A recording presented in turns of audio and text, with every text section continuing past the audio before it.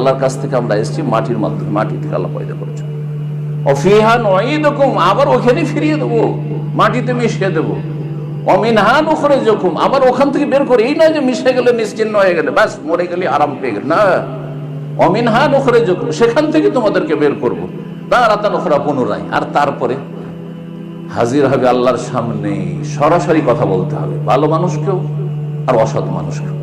আদর্শ মানবকে আল্লাহর সামনে দাঁড়াইতে হবে, আর যারা আদর্শ মানব হইতে হবে তাদেরকেও দাঁড়াইতে হবে। মা মিনকুম মিন আহাদিন ইল্লা সায়ুকাল্লিমুহু রাব্বুহু ওয়া লাইসা বাইনাহু ওয়া বাইনাহু তুরজুমান।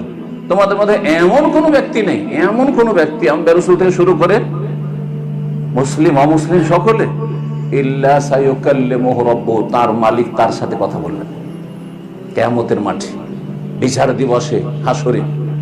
ওয়ালাইসা বাইনাহু বাইনাহু তুরজুমান, আল্লাহর মাঝে আর ওই ব্যক্তির মাঝে, আমার মাঝে কোনো দোভাষী থাকবে না।